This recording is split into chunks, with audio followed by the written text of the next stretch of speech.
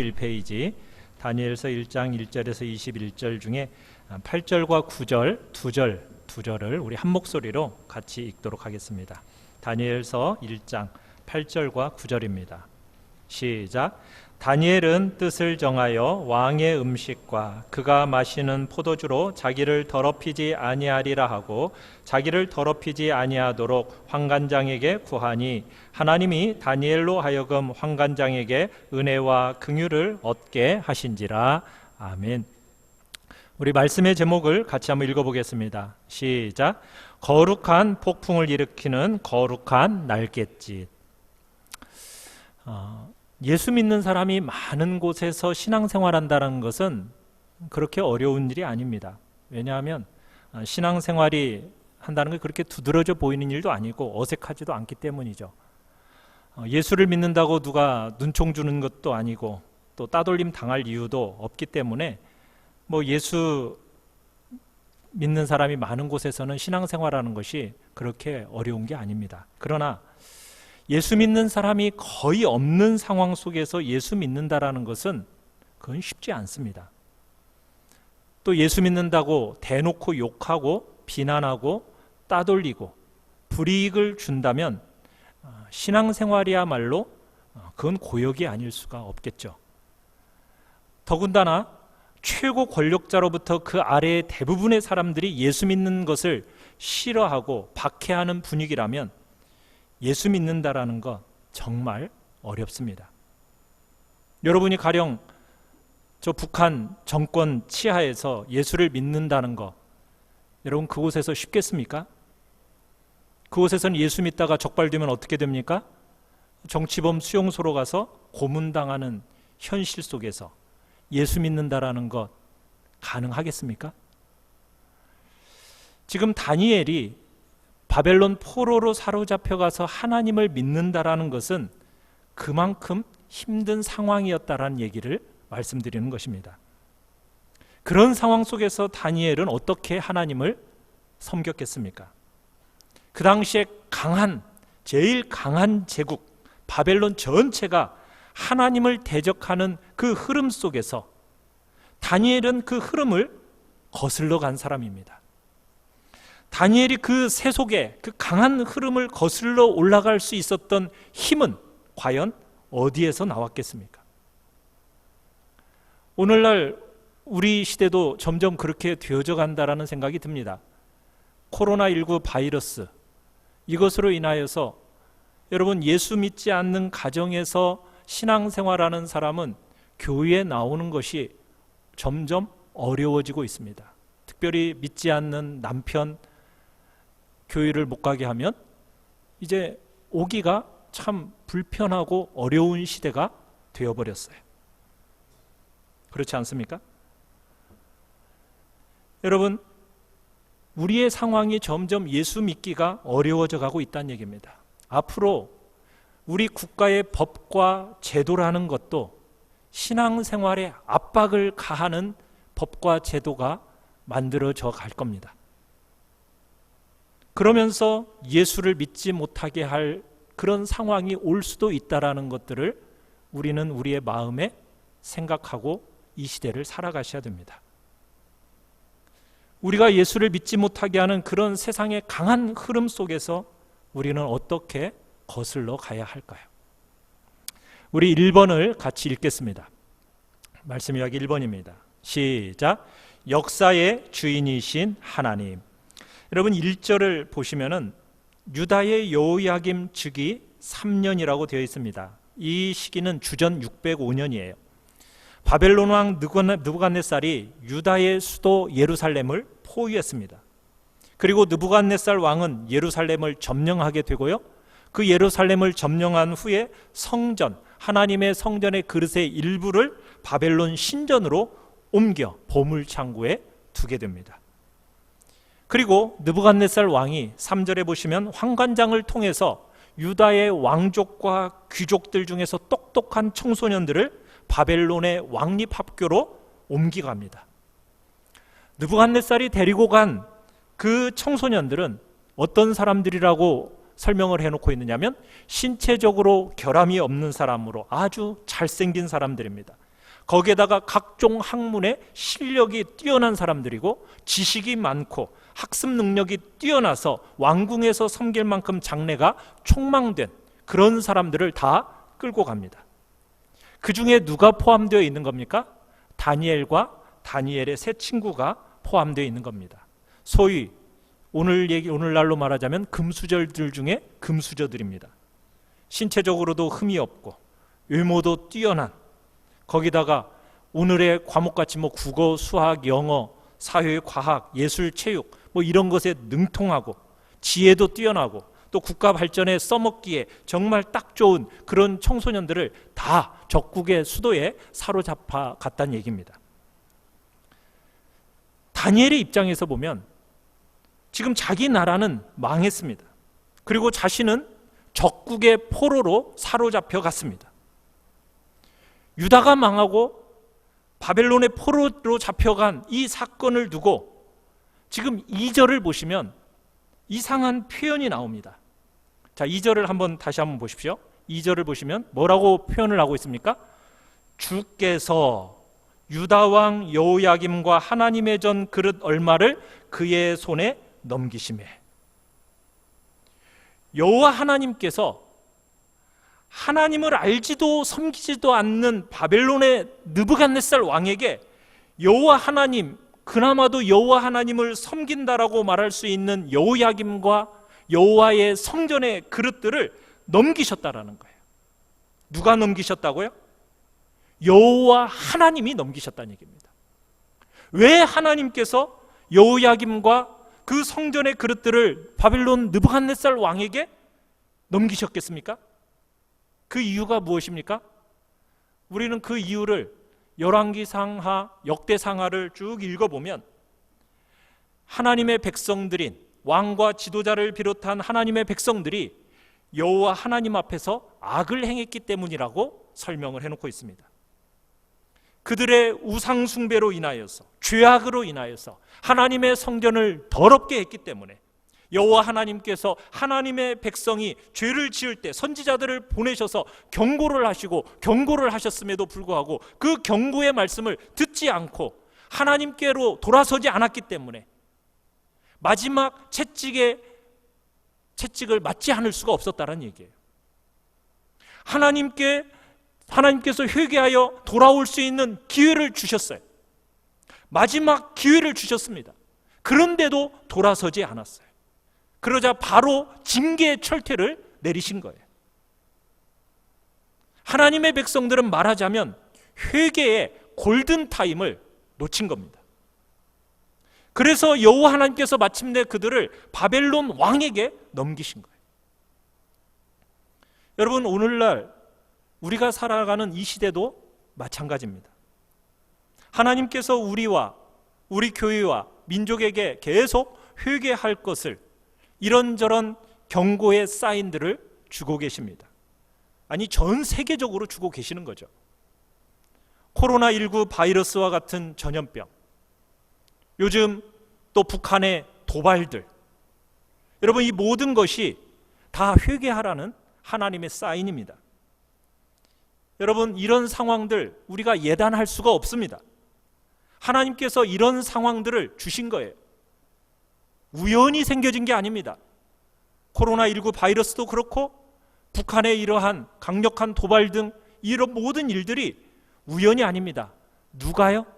주께서, 여호와 하나님께서 이런 상황과 환경들을 우리에게 주실 때에는 하나님께서 우리에게 회개하라고 돌이킬 수 있는 골든타임 주고 계신다는 얘기입니다.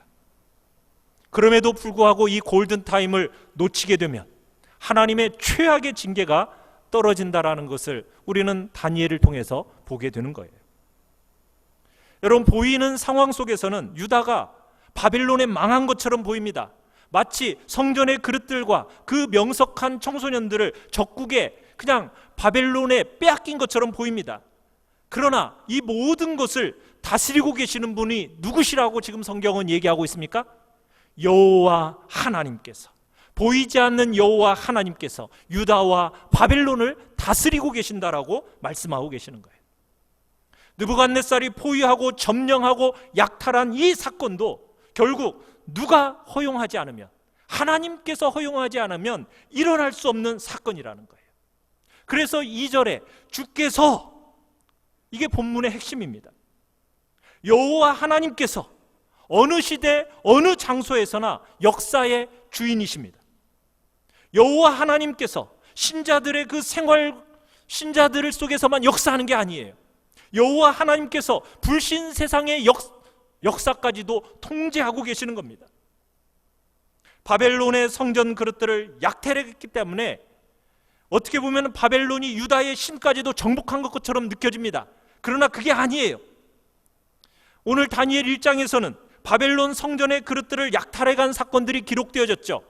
여러분, 우리가 다음에 보겠지만 다니엘서 5장에 가보면 바벨론 왕 벨사살 왕이 왕후들과 신하들과 이 약탈해간 성전 그릇을 가지고 술을 마시는 그런 장면이 나옵니다. 그때 하나님께서 어떤 일을 벌이십니까? 손가락이 갑자기 나오더니 벽에 글씨를 쓰는 거예요. 그 글씨의 내용은 무엇이었습니까? 바벨론은 망했다라고 기록이 되어졌고, 그 기록된 대로 그날 밤에 바벨론은 망하고 맙니다. 성전 그릇을 약탈했기 때문에 바벨론이 마치 승리한 것처럼 보였지만 여호와의 성전 그릇을 잘못 사용했다가 망해버린 거예요. 여호와 하나님께서 역사를 통제하신다는 것을 확실하게 드러낸 사건입니다. 누가 인류 역사의 주인입니까? 누가 인류 역사를 통제하십니까? 바로 주께서. 여호와 하나님께서 인류 역사의 주인이시요, 여호와 하나님께서 인류 역사를 통제하고 계시는 것입니다. 다니엘은 이 절대 권력으로 천하를 호령하는 느부갓네살 왕의 그 왕궁의 포로로 사로잡혔습니다. 여러분이라면 그런 상황 속에서 막강한 권력을 휘두르는 그 세상 속에 여러분은 거스르며 가실 수 있겠습니까?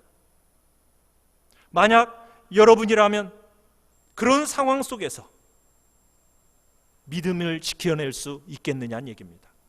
만약 오늘날 북한의 김정은 정권의 치하에서 여러분이 혹여나 김일성 대학에 입학을 했다고 생각해 봅시다. 그곳에서 과연 여러분들은 예수님을 믿을 수 있겠습니까? 그것만이 아닙니다. 오늘 이 시대 기독교를 적대시하는 여러 사회 현상들에 대해서 여러분들은 어떻게 반응하고 계십니까? 침묵하고 방관으로 일관하고 있는 것은 아닙니까? 다니엘은 하나님을 거역하는 막강한 권력과 세상의 흐름 속에서 하나님 중심의 신앙으로 거슬러 갔습니다.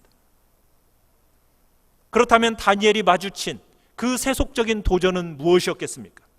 다니엘이 그 세속의 도전에 신앙으로 응전해서 승리한 비결이 어디에 있었을까요?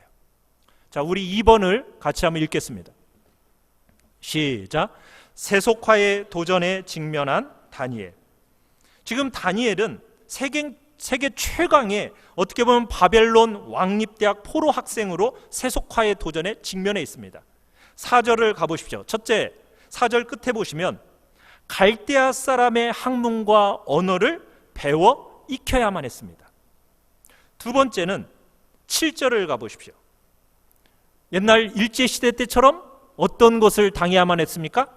창씨 계명을 당해야만 했습니다. 셋째로는 5절에 가보시면 왕이 지정한 음식과 포도주를 먹고 마셔야만 했습니다. 그렇게 하고 나서 다니엘은 바벨론 왕립대학에서 3년간 훈련을 받은 후에 느부갓네살 왕 앞에서 테스트를 받아야 했던 겁니다. 첫 번째, 세속적 도전으로 바벨론의 언어와 그 학문을 익힌다라는 것은 무슨 얘기일까요? 여러분, 그 바벨론의 왕립대학은 현재로 얘기한다면 영국의 옥스퍼드 같은 대학이요, 미국의 하버드 같은 대학입니다. 주전 6세기에 이 바벨론의 왕립학교에서 교육을 받는다라는 것은 어떤 의미가 있느냐면 그 당시 바벨론이 썼던 세계 공용어, 오늘의 세계 공용어는 영어지만 그 당시에는 아람어였습니다. 아람어를 배워야 했고, 그리고 바벨론의 문화, 기술, 음악, 여러 문학들을 배워야만 했습니다. 여러분, 언어와 학문을 배운다라는 것은 그저 언어, 학문 그것만 습득하는 게 아닙니다. 그 속에 무엇이 들어있습니까? 그 속에는 가치관이 들어있습니다. 세계관이 들어있습니다.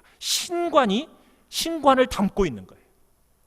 언어와 학문을 배울 때에는 그 속에 깊은 가치관을 함께 배울 수밖에 없다는 얘기입니다. 오늘 우리 시대 속에서도 여러분, 우리는 성경을 통해서 인간이 하나님의 창조물이라는 것을 우리는 믿고 있죠. 그러나 여러분, 세상 교육으로 딱 들어간 순간 인간은 어떤 존재라고 배우게 됩니까? 아메바로부터 진화된 고등동물이라는 진화론을 우리는 배우게 되는 거예요. 우리는 성에 있어서는 남성과 여성 둘만 있다라고 우리는 인정하고 살아가지만, 여러분, 세상에 나아가면 어떻게 얘기합니까? 남성과 여성만이 있는 것이 아니라 이제는 제3의 성을 인정합니다. 트랜스젠더와 같은. 결혼이라는 것도 마찬가지입니다. 결혼에 대해서 우리는 남자와 여자의 하나됨을 이야기한다면 세상은 이제 어떻게 얘기하고 있습니까? 남자와 여자만이 아니라 남자가 남자와 여자가 동성혼을 이야기하고 하는 그런 시대를 살아가고 있다는 얘기입니다. 그런 세속적인 가치관이, 그리고 그런 신관을 주입받아야 되는 그런 교육을 받는다는 얘기입니다. 그런 교육을 받으면서 이제 다니엘은 어떻게 합니까? 그것에 압도되는 삶이 아니라 하나님의 말씀으로 세계적인 가치관을 거부하면서 그 학문을 배워나가고 익히고 활용한 것이 다니엘이란 얘기입니다. 여러분, 세상을 거스러 간다고 해서 세상의 언어와 세상의 학문을 거부하는, 학교 교육을 거부하는, 그건 옳지 않습니다. 성경만 공부해야 된다는 얘기가 아닙니다. 다른 언어, 다른 공부해야만 합니다. 그러나 우리는 먼저 성경을 통해서 가치관을 배우고 익혀야 되는 거예요. 그래야만이, 그리고 나서 세상적인 언어와 학문을 익혀서 활용해야 되는 겁니다. 그렇기 때문에 오늘 이 시대의 교회 교육은 너무나 중요한 겁니다. 정말 세상의 문화와 세상의 가치관이 압도되어지는 그런 시대 속에서 우리의 자녀손들이 하나님의 진리의 말씀으로 가치관이 제대로 형성되지 않는다면 이 시대를 어떻게 이겨내며 살아갈 수 있겠습니까? 우리는 하나님의 진리의 말씀으로 우리의 아이들을 가르쳐 나가야 되는 겁니다. 그래서 세상의 언어와 세상의 학문을 익힌 후에 사회의 각 중요한 분야에서 성경적인 가치관으로 영향을 미쳐야 되는 그런 시대적인 부름을 우리는 받고 있는 것입니다. 우리의 자녀들에게 그 일들을, 자녀손들에게 그 일들을 우리는 감당해야 되는 사명을 갖고 있는 거죠. 두 번째 도전은 창시의 명이었습니다.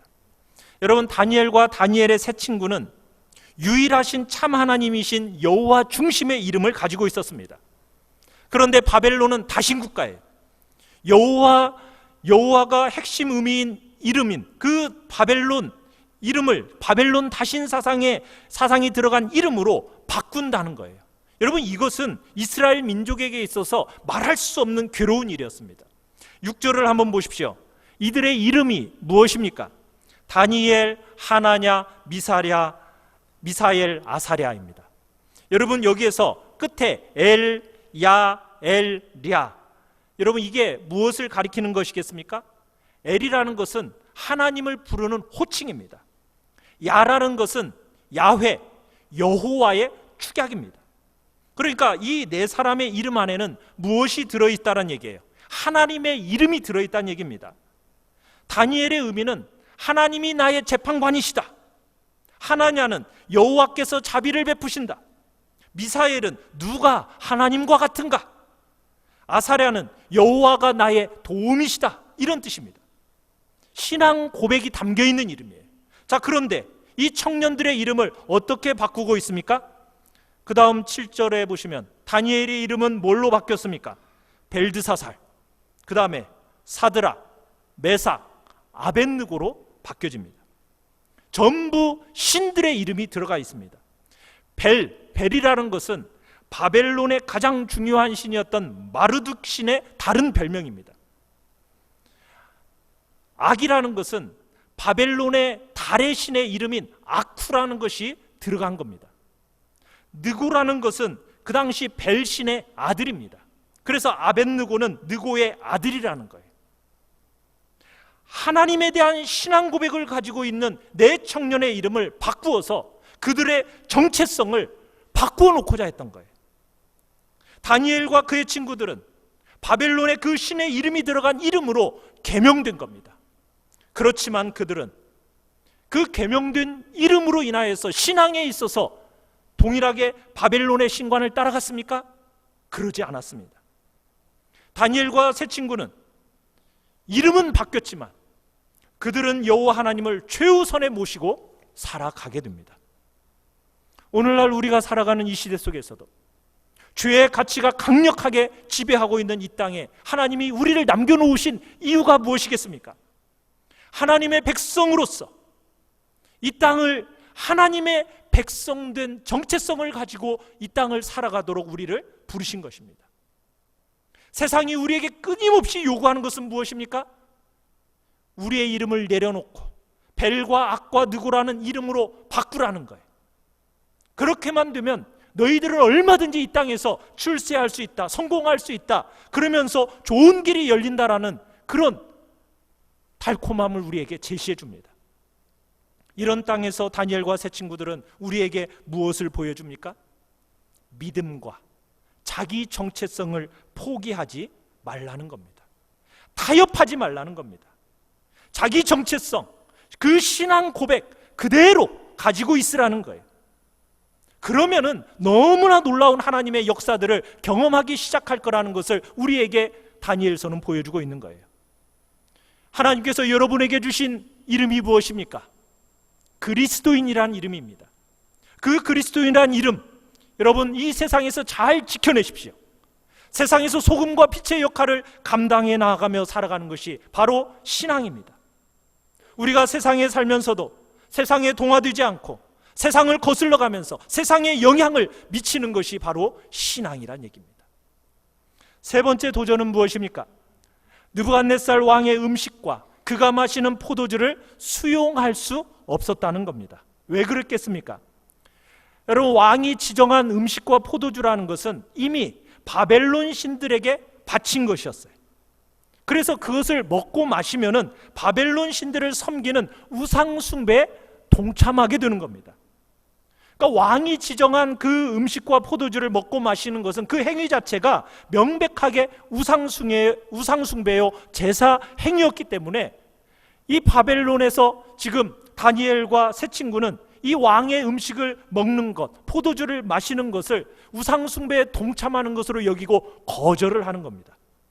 그래서 8절에 뭐라고 얘기했습니까? 자기를 뭐하지 아니하겠다? 더럽히지 아니하리라, 이렇게 결심하고 결단했다고 얘기하는 거예요. 그래서 다니엘이 환관장에게 요청을 합니다. 정중하게 요청을 해요. 그런데 환관장은 뭐라고 얘기합니까? 지정한 그 음식과 포도주를 거절해서 만약 너희들의 얼굴이 다른 소년들과 비해 초췌하게 된다면 내 머리가 왕 앞에서 위태롭게 된다. 왜냐하면 이 느부갓네살 왕은요, 폭군 중에 폭군이었거든요. 우리가 다음 주에 보겠지만 2장에서 어떤 내용이 나오냐면 느부갓네살 왕이 꿈을 꿔요. 그러면 그 꿈 내용을 이 박사들에게 이야기하지 않고 네가 그 꿈을 알아맞혀내고 그리고 그 꿈을 해석해내라, 그렇게 요청을 합니다. 그러니까 박사들이 뭐라고 얘기해요? 우리는 어떻게 사람의 머릿속에서 꿈꾸면 우리가 어떻게 알아냅니까? 꿈 내용을 알려주십시오. 그렇게 얘기하니까 이 느부갓네살 왕이 어떻게 합니까? 바벨론의 모든 박사들, 현인들을 다 죽여라, 그렇게 명령을 내립니다. 그만큼 폭군 중에 폭군이 느부갓네살이라는 얘기입니다. 그런데 그런 왕이 지정해 준 이 음식과 포도주를 거절해서 만약 이 소년이 다른 소년들보다 초췌해진다면 그냥 넘어가겠습니까? 그럴 일이 아니라는 거예요. 이건 목숨 거는 일이라는 거예요. 자신들의 목숨뿐만 아니라 이 환관장의 목숨까지도 날아갈 수 있는 위험천만한 일이란 얘기입니다. 다니엘은 환관장에게 자기와 자기 친구들에게 그러면 10일 동안만 채식과 물만 주어 먹고 마시게 하고 그렇게 시험해 달라고 이야기를 합니다. 3년의 훈련 기간 중에 10일. 그래서 이 환관장은 그 정도는 시험해 볼 수 있겠다라고 생각을 하고 그들의 요구대로 이제 시험을 합니다. 자, 그랬더니 어떻게 되었죠? 10일 후에 다니엘과 세 친구의 얼굴이 더욱 아름답고 살이 윤택해졌다라고 얘기했습니다. 10일의 테스트 후 결과가 좋은 것을 보고 감독자에게 지시합니다. 다니엘과 그 세 친구에게는 왕의 음식과 포도주를 주지 말고 채소와 물만 먹게 하라고 허락을 해줍니다. 3년 후에 느부갓네살 왕 앞에서 이제 테스트를 받게 됩니다. 그랬더니 어떻게 되었습니까? 20절에 가보시면 테스트를 받을 때 다니엘과 그 친구들이 바벨론 전체의 모든 박사들보다 몇 배가 더 지혜로웠다고요? 10배가 더 지혜로웠다라고 성경은 얘기합니다. 다니엘과 세 친구가 자기를 더럽히지 않기 위해서 지혜롭게 처신하면서 인생과 목숨을 걸었을 때 하나님께서 은혜를 주셨습니다. 채식을 해도 얼굴이 윤택해지는 은혜를 주셨습니다. 다른 박사들보다 10배나 더 지혜로워질 수 있는 지혜를 주셨습니다. 목숨 걸고 정말 용기를 결단을 내리면서 하나님 앞에 나아갈 때 하나님께서 은혜를 주십니다. 다니엘과 세 친구는 오로지 하나님과 하나님의 말씀을 최우선순위에 두면서 신앙의 면에서 자기를 더럽히지 아니하리라 이런 결단에서 이 모든 것들이 나왔다는 얘기입니다. 우리 3번을 같이 한번 읽겠습니다. 시작. 거룩한 날갯짓을 통해 변화를 일으키시는 하나님. 우리는 이런 생각을 하는 경향이 있어요.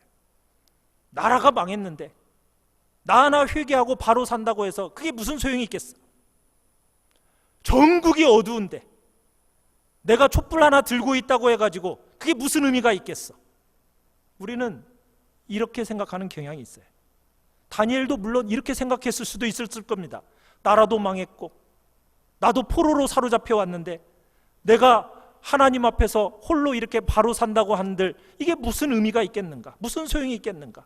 이미 대세는 다 기울어졌는데 그저 적당하게 타협하고 사는 것이 이게 합당한 게 아닐까?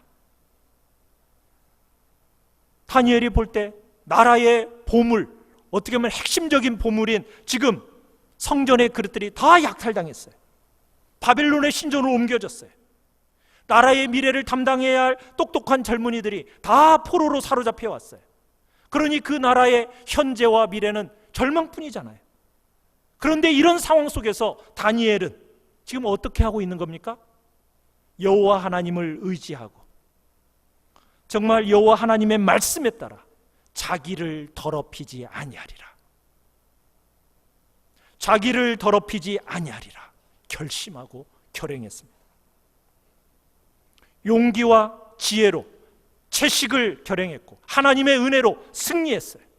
얼굴도 더 윤택해졌습니다. 지혜도 출중해졌습니다. 그런데 다니엘과 그 세 친구의 얼굴이 윤택해지고 또 지혜가 더 출중해졌다고 해서 이게 자신의 나라에 어떤 도움이 되었을까요? 하나님 나라에 어떤 공헌을 했을까요? 우리가 다니엘 전체를 조감해 보면 그 답이 나옵니다. 한번 다니엘서 조감도를 한번 보십시오. 자, 1장에서는 어떤 이야기가 나오느냐면 바벨론의 포로였던 다니엘은 우상숭배 음식을 거절했어요. 자기를 더럽히지 아니하리라 결심하고 행동했어요. 그랬더니 바벨론 전체에서 가장 지혜로운 책사가 되었습니다. 2장에서는 느부갓네살 왕의 말하지 않은 꿈, 그것을 다니엘 혼자서 해석해내게 됩니다. 3장에 가보면 다니엘의 세 친구가 느부갓네살이 세운 신상에게 절하지 않으니까 풀무불에 던져집니다. 그런데 그 풀무불 속에서 머리카락 하나 상하지 않고 나오게 됩니다. 4장에 가보면 느부갓네살이 자기의 실력과 자기의 권력을 자랑하다가 하나님께 벌을 받아서 7년간 짐승처럼 살게 됩니다. 그러다가 7년 후에 회복하게 되면서 여호와 하나님을 인정하고 그 하나님을 찬양하고 경배하게 됩니다. 말하자면 다니엘 때문에 세계 최강자 느부갓네살이 여호와 하나님을 섬기는 신앙으로 개종한 겁니다. 여러분, 이보다 더 큰 영향이 어디 있겠습니까? 다니엘 한 사람이 바르게 산 것이 바벨론 전체에 영향을 미쳤다는 얘기입니다.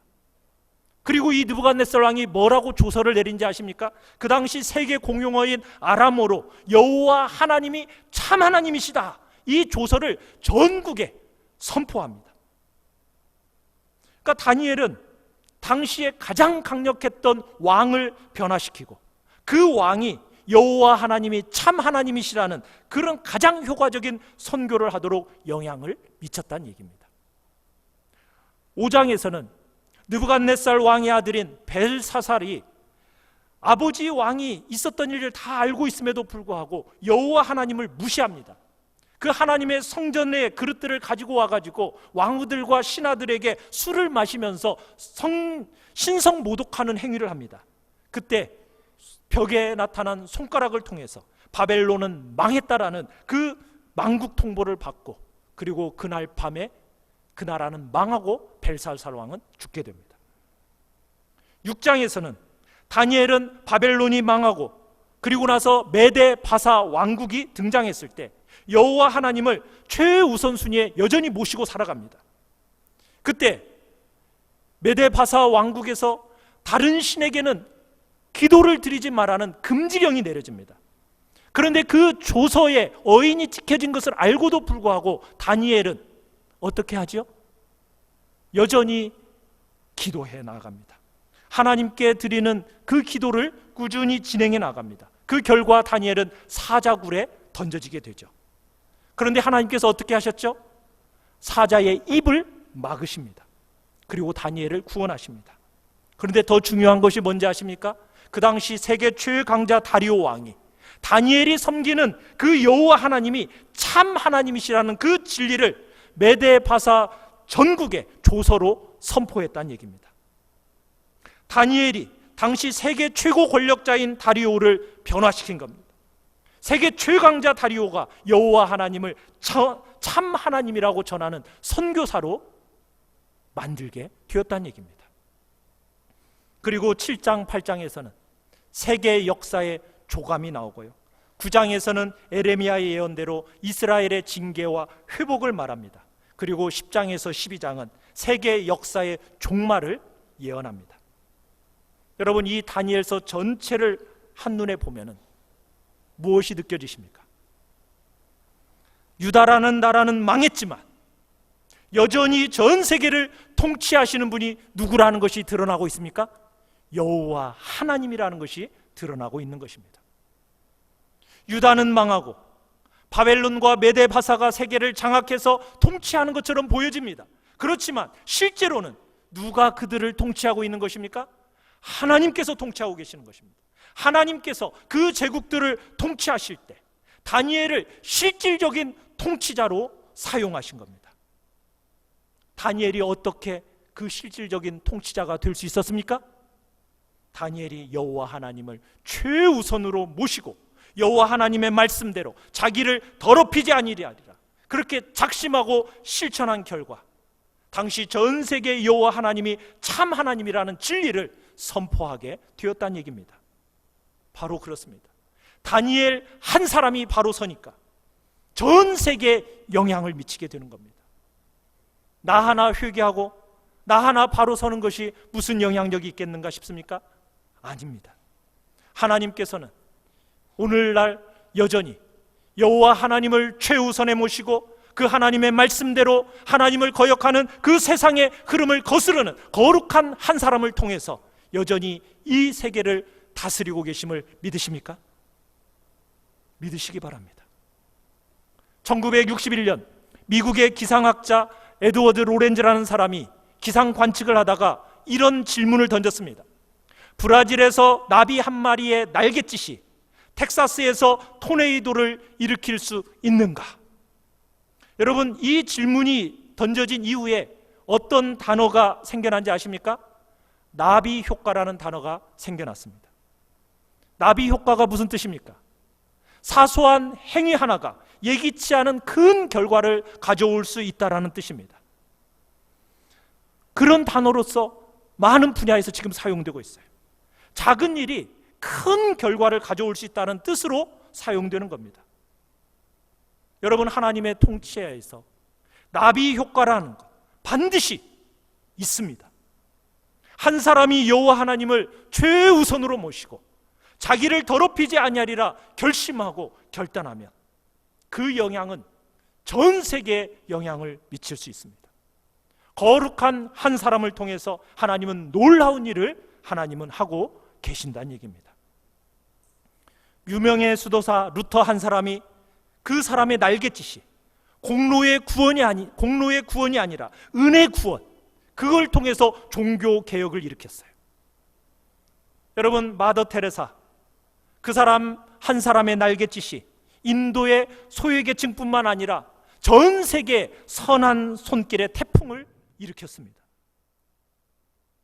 마더 테레사가 인도의 거리에 죽어가는 그 수많은 거린 중에 한 사람을 돕는 것을 보고 이게 무슨 의미가 있겠느냐라고 어떤 기자가 질문을 던졌더니 이 마더 테레사가 뭐라고 답변을 했습니까?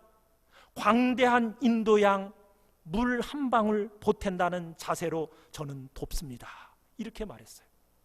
이 말이 전 세계인들의 마음을 움직였고 전 세계인들 속에 버려지고 소외된 사람들을 돕는 물결을 일으켰다라는 거 여러분 아십니까? 나 한 사람이 자기를 더럽히지 아니려 하리라는 그 결심과 결단으로 바로 설 때 내 가정이 변화됩니다. 우리 교회가 변화됩니다. 내 직장이 변화됩니다. 내가 속한 사회와 내가 속한 국가가 변화되는 것입니다. 다니엘 당시에 나라는 망하고 다니엘을 비롯한 수많은 사람들이 포로로 잡혀갔지만 역사의 핸들은 누구에게 있습니까? 하나님께 있습니다. 다니엘과 세 친구는 하나님을 무시하는 그 세상에 동화하라는 강력한 압박을 받았습니다. 그렇지만 만군의 주 여호와 하나님께서 역사의 핸들을 잡고 계신다라는 사실을 확실하게 믿고 있었기 때문에 그 바벨론 왕립대학에서 포로 학생으로 살면서도 나 자신을 더럽히지 않겠다라는 그 결단으로 나아갈 수 있었던 겁니다. 하나님께서 다니엘과 세 친구를 통해 자신이 어떤 분이신지를 전 세계에 알리셨습니다. 하나님을 거역하는 그 세상에 대항하는 다니엘과 세 친구의 거룩한 거스름이 세계를 다스리시는 하나님의 보이지 않는 손길의 표현이었던 겁니다. 오늘도 이 시대 속에서도 하나님의 그 거룩한 보이지 않는 손길로서 표현되어질 그 한 사람을 주님은 찾고 계십니다. 다니엘의 그 세 친구와 거룩한 날갯짓이 전 세계에 여호와의 폭풍을 일으켰습니다. 여러분은 어떤 결심 가운데 살아가고 계십니까? 여러분의 결심에는 무엇이 있습니까? 자기를 더럽히지 아니하리라는 다니엘과 같은 결심이 여러분 가운데 있으십니까? 나 하나 거룩하게 산들 이 땅에 무슨 변화가 있겠느냐라는 그런 마음으로 혹여나 살고 있다라면 여러분 그 모든 마음들은 하나님 앞에 맡기시고 다니엘과 새 친구들처럼 세상을 거슬러 올라가겠다라는 결심이 우리 안에 있기를 바랍니다. 여호와 하나님의 그 거룩한 폭풍을 일으키는 거룩한 날갯짓을 여러분들이 이 시간부터 다시 한번 결심하시고 나아가는 복된 은혜가 있기를 간절히 축원합니다. 우리 시간 같이 찬양하며 나아갑시다. 하나님의 사랑이 우리와 함께 하십니다. 영원히 함께 하십니다. 그 하나님